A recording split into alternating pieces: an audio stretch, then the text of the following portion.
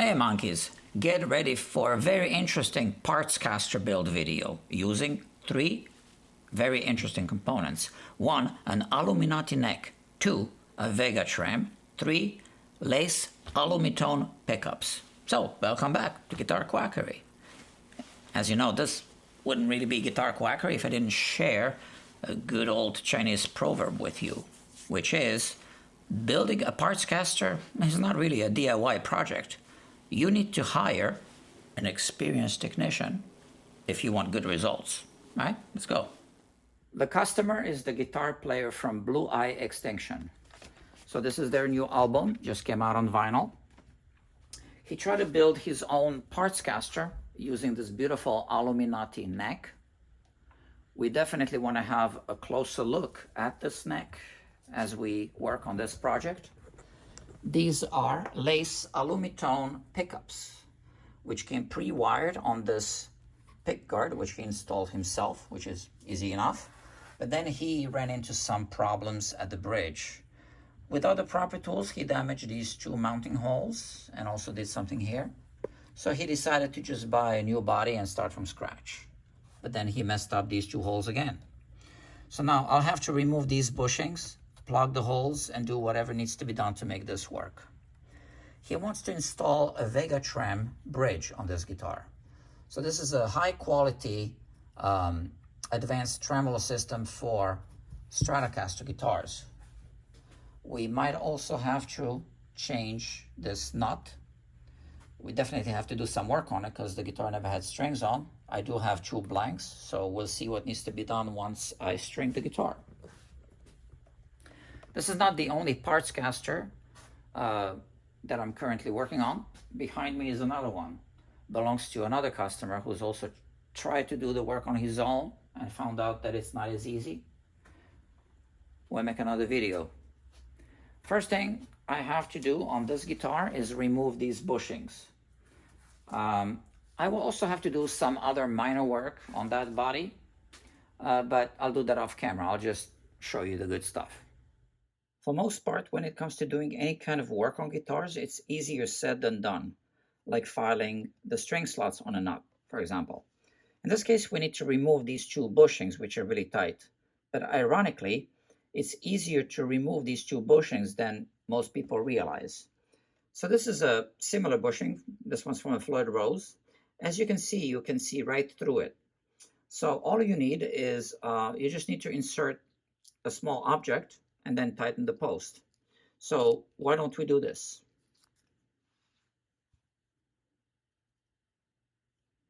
So we put this inside.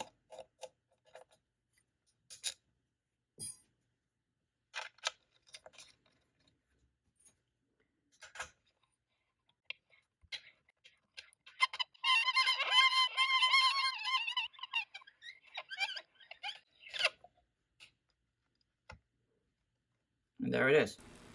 You know, it just occurred to me that this video would not be quite as interesting if I didn't have to first fix some of the damage that the customer did by himself on his own guitar. Hence the old Chinese proverb, if you want to spend more money on a guitar tech, just do some of the preliminary work yourself, which is what he did. Now, he also bought some parts for the Vega Trem by himself. Yeah, let's look at that. The customer bought a whole bunch of accessories with the Vega Trem bridge. This one is called the American adapter, Asian adapter. He bought any adapter he could think of except the adapters that he actually needs. So none of these adapters will actually fit inside of these bushings.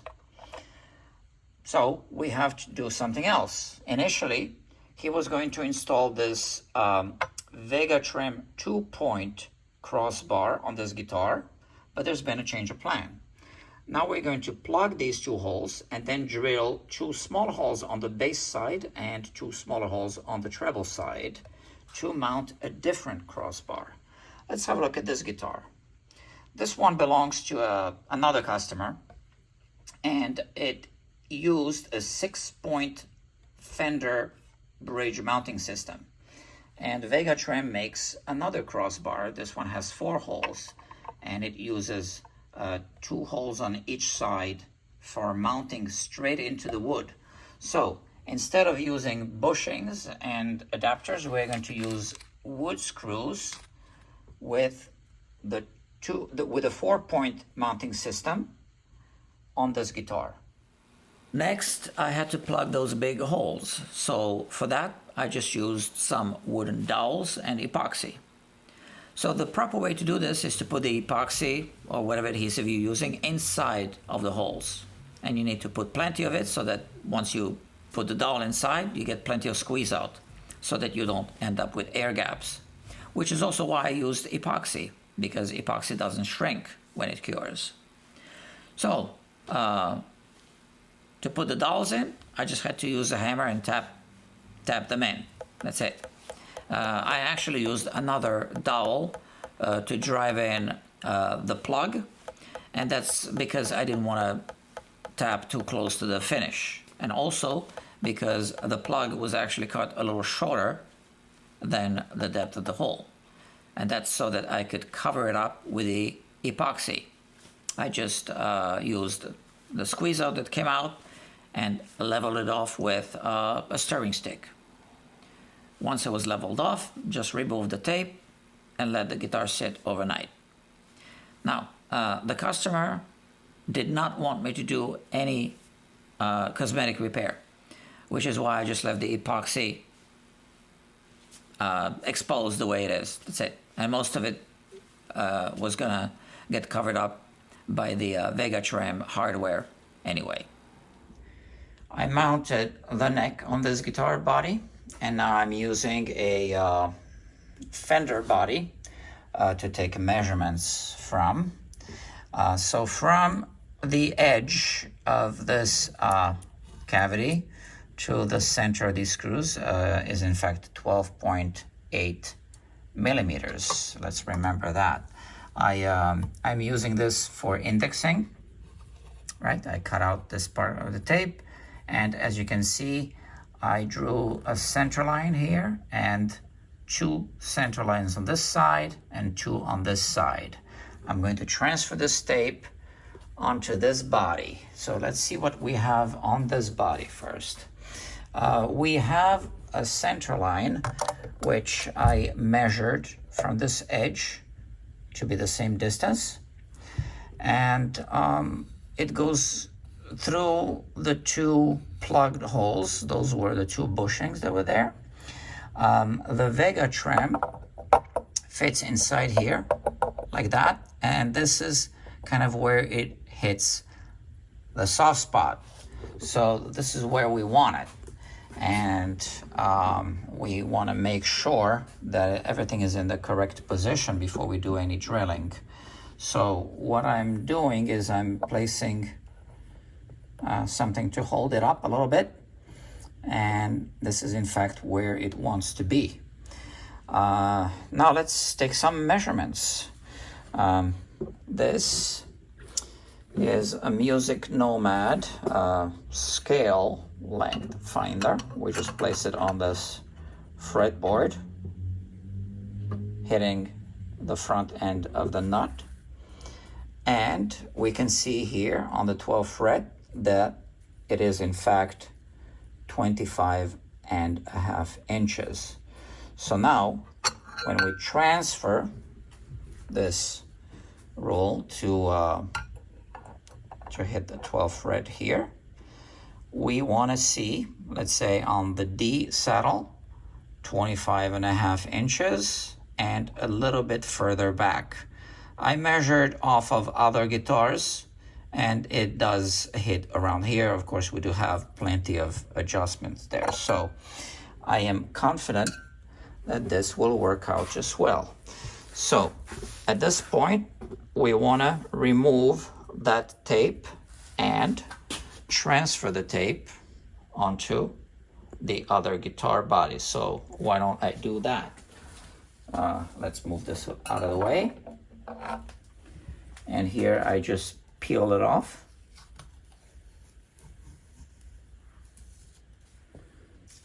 And I will transfer here. I'm a little clumsy today.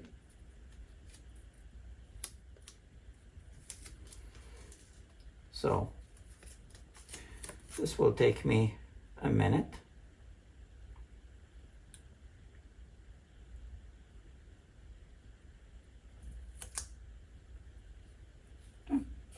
It's good. Let's have a look. We have the tape in the correct position, and I'm going to take the neck off and I'm going to drill right here. I'm going to take a ruler first and connect these lines, because I was not able to draw in the middle, obviously, because there was no support. Now, an important measurement is to check if the neck alignment is correct. I simply do that by placing a straight edge on this side of the neck, and I draw a line here, and then on the other side here. And here we see that we do have a little bit of an issue. So on this side we had, I drew a line here, and on the other side it hits this spot. Well, what are we going to do about that? The problem is that this neck doesn't fit snugly on the body. It actually wiggles. I don't know if you can see that. So we need to do something about that. But I did do all the necessary needed measurements, and I know that it will be possible to fix this problem. I'm just going to drill out these 4 holes here. So I have a depth stop set up on this drill press. Well, it's actually my milling machine. Let's do it.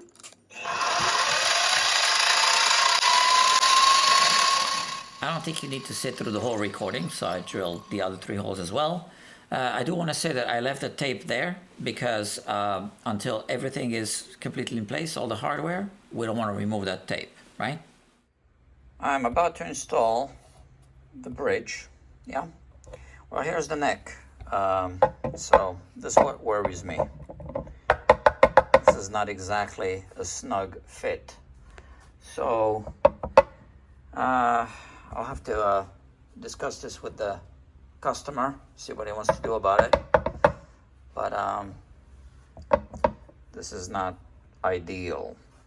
Yeah, so the customer was already spending a lot of money on an expensive neck, expensive tremolo system, expensive technician, and then wanted to save some money, so he got a cheap guitar body.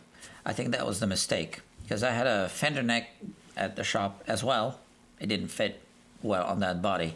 So I don't think the neck was the problem. I think the body was the problem. All right. Sorry. Guitar quackery. Oh yeah, I'll show you. Okay. I forgot to ask him to subscribe. Anyway, a viewer wants to know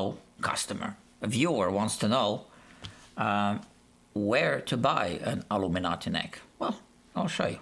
Just go here, AluminatiGuitars.com. I already have this page open. So this is the neck we used, Aurora, 6 in line, whatever. Yeah, 6 in line, right? There's a description there, and here there are some reviews. Oh look, a review by Guitar Quackery. What do you know? A 5-star review. All right, so check it out. All right, so now what we want to do is we want to check out how to install the Vega Trem.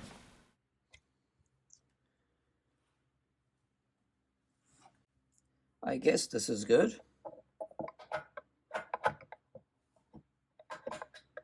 Right, so that's the bridge. So this is the only part of the Vega Trem system that's firmly mounted on the body. All of the other parts are moving parts. So now we need to make sure that the alignment between the neck and the saddles is correct. But as you know, we don't have a good neck pocket on that body. Again, I think the customer should have bought a new body. But anyway, he wanted this body, and he did not want me to fix the neck pocket in any way. Right? So here's what I had to do. So clearly, this neck is misaligned. Needs to move this way.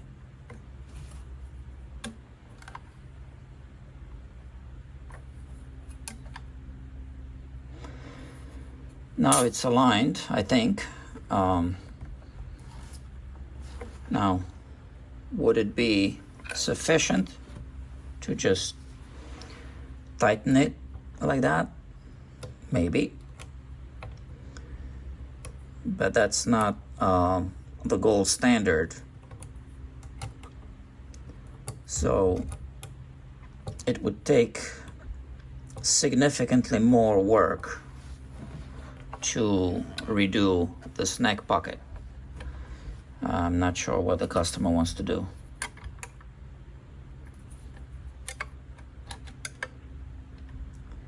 And what I'm doing now is just a quick test. Anyway, I need to put at least the 2 E strings on just to check the alignment. All right, so I had to keep adjusting this neck a little bit, left and right. I had to keep checking with the straight edge to get it just right against the bridge. Again, I think the customer should have bought a new body, but this is what it is. So yeah, so we're gonna continue with the project, but I just wanted to show you a record again. So this is it. If you wanna follow this band, it's Blue Eye Extinction, okay? They're very loud. Oh, sorry. A guitar quackery. Oh, are you the same guy that called before? Yeah, cool. I'll show you that too. Oh, did you subscribe this time? Good for you. Yeah, so he wants to know where to buy this record. Well, let me show you. It's right here on the website. It is Isotopia Records. And here's the record. So you can scroll here, you click on store, and then you know what to do next, right? All right. So now let's go back to the project. Okay, I put the bridge here. This is holding it in place. One thing, this is how it's designed, so it can slide up and down, left and right. I'm not really sure that's a good idea, but let's see. I've installed these before. I don't remember having any issues. So this is now in the center. Now if I use straight edge against the neck, I see that it hits the center of the screw if I move it like that, right? On the other side, same thing. So now the customer has 2 options. Option 1, if we do it the right way, I would have to make a template like this using this neck. First fill the neck pocket and then use a template like this to reroute it so that the neck sits snugly inside the neck pocket. That's the right way to do it. The budget option is what I just did, which is try to find a good alignment for the neck and just crank up those 4 screws in the back. So let's see what the customer wants. Yeah, you know, I'm just editing the footage that I shot a few months ago. So by now, you already know what the customer decided to do, right? So, because I already told you. But when I was recording, I had no idea. So that's why I was saying those things back then. And, oh, and by the way, I know that the customer is watching us, so we got to be careful about what we say about him, because he's watching as we speak. Yeah. Oh, sorry. A guitar quackery? Oh, you are watching. Yeah, I'm glad I didn't say anything bad about you or your band. Yeah, but you are loud, right? Yeah, you know that. Okay, cool. Bye. Yeah, what I tell you. Okay, so let's just watch the rest of the recordings, huh? This customer doesn't want me to do any filling and routing at this point. He said to just screw the neck in tight and see if it holds up. So, since I'll have to remove this tape, and this tape has some critical markings on it for alignments, I put another tape inside the cavity here, and I transferred those alignment marks so that I can remove this tape, so that if at some future point the customer does want me to do this job on the neck pocket, I will have the critical alignment markings right there. So he bought, his name is Henry, by the way. He bought Lace Alumitone pickups. He bought a pickguard pre-wired with the pickups already installed. I'm not going to get into the Lace Alumitone pickups in this video. Just gonna, put the pickguard on. As you can see, it fits. They look really nice with the Aluminati neck. Yeah. And what I do want to show you is part of the setup of the Vega Trem. Okay, so let's go do that. I'm setting up the Vega Trem in the same way I would set up a Floyd Rose. Only one of the springs is loosely engaged against string tension. Here we have a wedge holding the trem block in place so that the bridge doesn't move. On the other side, we can see that the bridge plate is perfectly parallel to the body of the guitar, which is how we want it. Now we can place the guitar on some kind of support at the back end, and that's so that the wedge doesn't hit anything, so that it doesn't move out of place. In this position, I'll be able to work on the setup on the bridge. But before I work on the bridge, I actually have to work on the nut. Normally, I would also have to adjust the truss rod to adjust relief of the neck, but this neck does not have an adjustable truss rod, so there's nothing to be done. These string slots are in fact way too high. We can do a tap test to check. Basically, we push down on the string until it hits the 2nd fret, and we observe the gap that remains on the 1st fret, which is way too high. We can do the same on every string, and in fact, all of the strings are too high. Once I'm done filing the string slots on the nut, I'll be able to work on the bridge. Now, typically I start with the high E string. I adjust the height of the saddle so that I get the desired action measured on the 12th fret. Then I have to play every note on the E string, and I have to bend every note as well to make sure that it doesn't fret out on any of the frets. Once I'm done with the high E string, I work on the low E string, and then I just take a radius gauge and I match the radius of the entire bridge by lowering all the saddles down to the same radius that I measured on the fretboard. Once I'm done with that, the action is adjusted. Then I have to work on the compensation of the saddles to adjust for proper intonation. We're only about halfway through this video, I just checked. So at this point, if you feel that you liked any of it, make sure you click like, share, and subscribe so that YouTube can recommend this kind of content to you in the future. I would like to hear from you so that I know how to make these videos better for you. You see, it's very late. I'm working into the night. I can't even talk. So yeah, please type some comments below, and I will reply. Well, if I have time. Okay, so let me get back to work here. I'll be filing down the string slots on this nut. Now, normally I would like to use the Hosco step gauge, But I'm not going to be using it on this neck because this is pretty sharp and I don't want to scratch the surface here.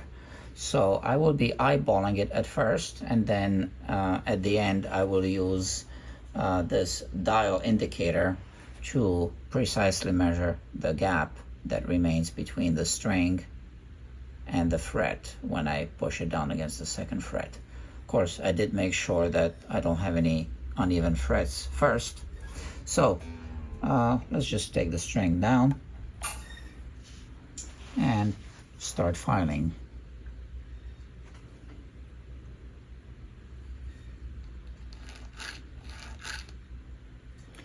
I really want to take down some material at the back end because this string is, well, there's a big break angle here.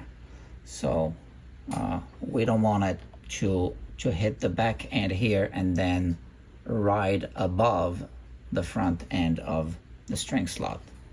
So we really want to shape this string slot properly for this string.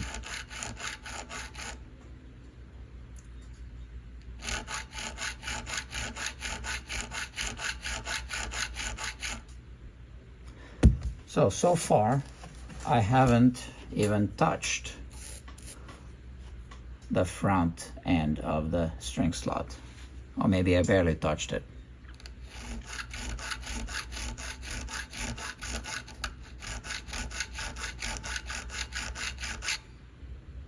All right.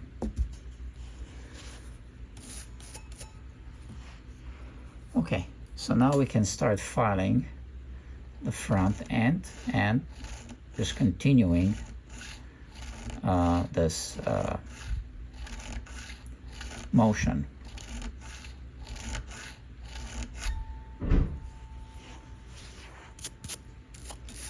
I don't think I filed enough yet, but I will check the string height. Just eyeballing it for now. It's way too high. So I just continue this until I get to a minimal height, and then I start checking with the dial indicator.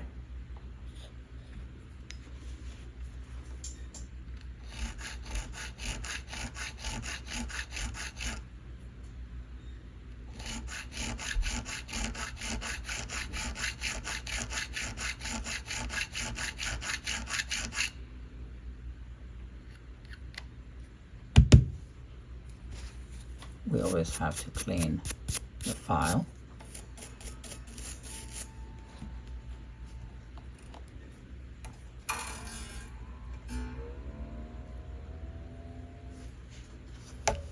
I like to use a magnifying glass. We're getting there.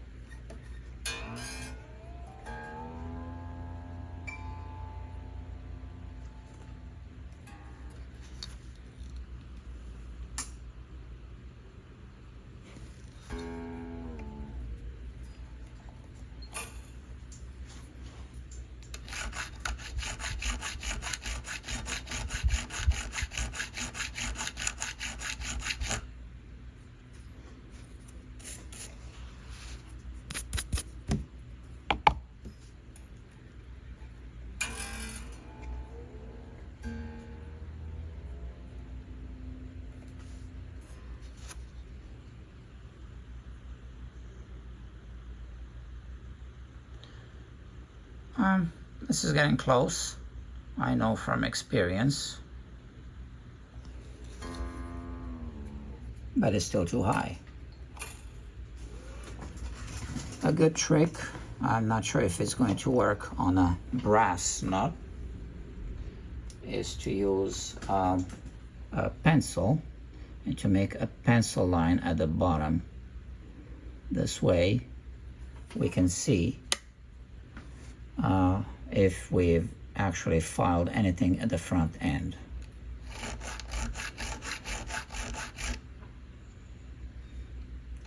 I can barely see that line. I don't think the pencil trick works with a brass nut.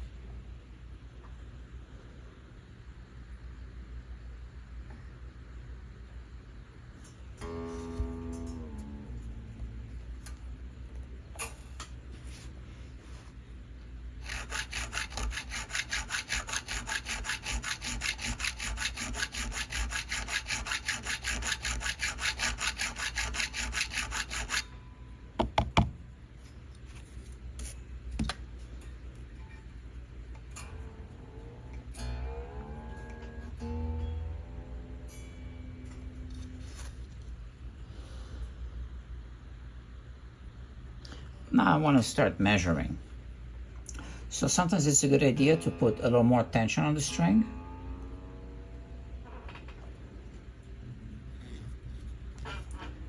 And now I use my dial indicator, which you can't see the dial from this angle, but I measure this gap to be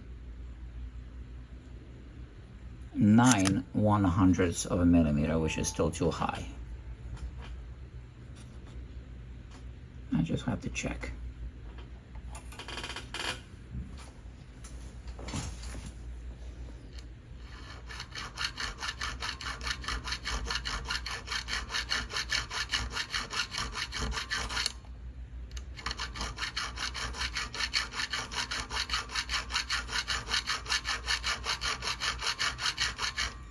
Very lightly, because I don't want to make deep scratches inside of the string slot.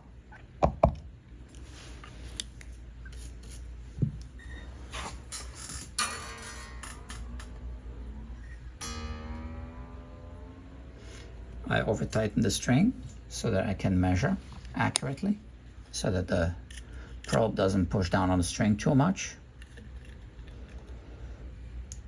We fret it on the second fret, and this is perfect now. 2/100ths of a millimeter. Now we're good. So it took about 10 minutes to file one string slot. There are 6 of them, so 10 minutes per string slot, 60 minutes, 1 hour. This is why we need to charge a fair amount of money to cut the string slots on your nut when you bring the guitar to a shop. Now, it usually doesn't take me that long. This is a brass nut. Also, I'm shooting a video, so that, okay. But anyway, it is time consuming and it's precision work, and yeah, all right, so let's get on with this. With the wedge in place, I am now working on the action. So like I said, I do first E string action first,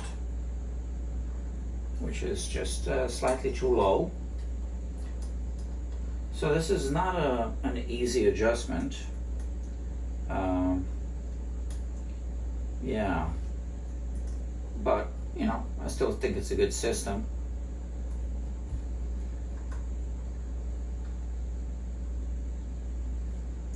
Here I like down the saddle. This is now where I want it to be. And now I test every fret. I typically start at the 12th fret. No fretting out.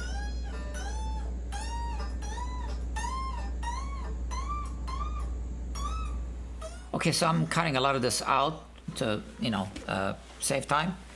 Basically, I set up the height of the first string first, And because we have a radius fretboard, I check that every note can bend across the radius without fretting out. So I go up and then down the neck. I start at a 12th fret, just the way I do it. If that's good, it's good. If not, I make an adjustment. Then I set the height of the low E string on the bass side, slightly higher than the high E string on the treble side.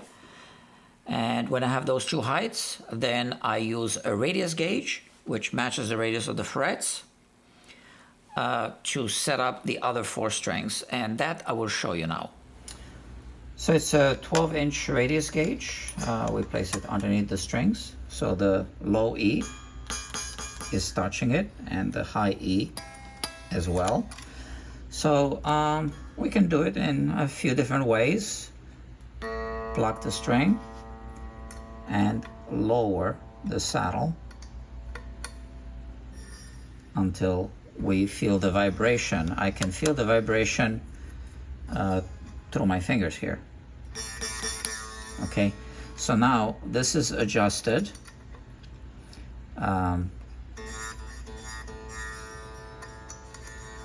We have to keep the saddle parallel to the bridge plate. Okay, and now we lock it at the back. We're gonna have to unlock it again to do the compensation, but for now we want to lock it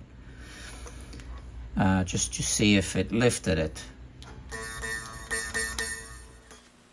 All right, so the other 3 strings are the same as the one we've just seen. So I work first on the outside, A, B, and then D, G, right? Towards the inside.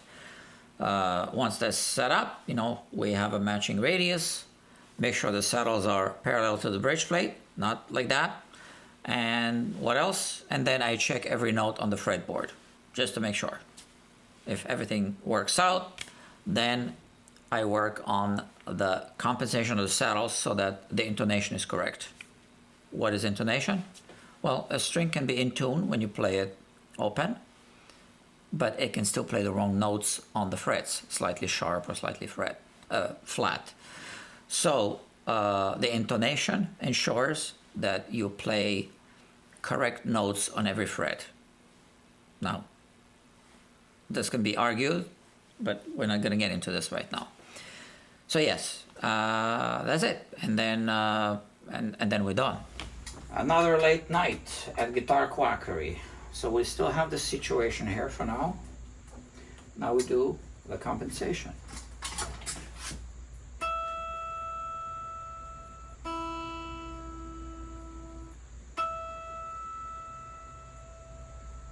Okay. At the 12th fret, flat. So the saddle needs to move this way. So it's not an easy adjustment. We need to unlock it first. And now we need to turn the back screw, which is hard to access because it's under an angle. All right, so I think you understand this, right? So if it's flat, we move the saddle forward to make the string shorter. I like to start with all the saddles further back so that I don't have a kinked string in front of the saddle, right? That makes sense? We'll talk about this in some other video. Now, the Vega Trem has the saddles tilted like that, and the screw is in the back, so it's really hard to access with one of those. This is a Allen wrench, because it hits the body of the whatchamacallit, guitar. Yeah, that's what we're doing. Okay, yeah, so every string is the same, and then we're done with that part. But we're not done because it is a floating tremolo, so now we need to talk about the springs and finish that. And here it is. Okay, this part of the setup is done, so now it's time to do this. Well, I'm simply going to hook this spring here like that. And I don't know if you see the mosquito came to have a snack.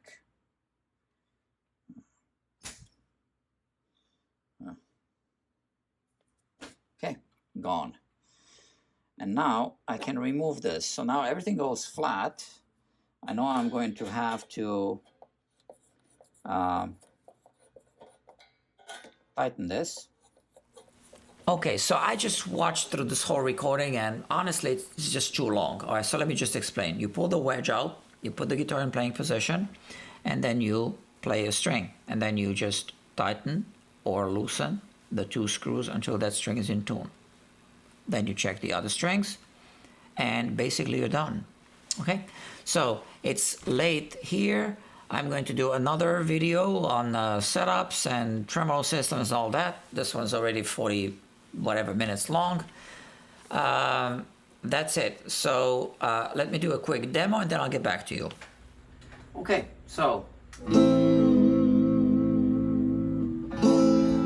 we can pull.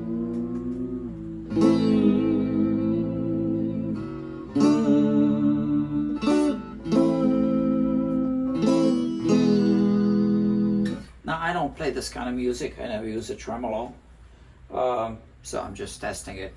I also adjusted the pickup heights, and that's it. This is finished. Okay, let's see. 41 minutes, 34 seconds, and 18 frames so far. And now I'm doing this little ending. So, thank you very much for watching. If you did like this video, make sure that YouTube knows that. Make sure I know that, so click like, share, and subscribe. I'd like to hear from you, right? So comments help me make better videos for you in the future. Whatever you tell me, I listen. That's it. If you, it's really late, so I need a coffee. So you need to click that link below that says buy me a coffee so I can stay up late and work for you. I sell Guitar Quackery merch downstairs too. Oh, check out the new channel, Department of Guitars.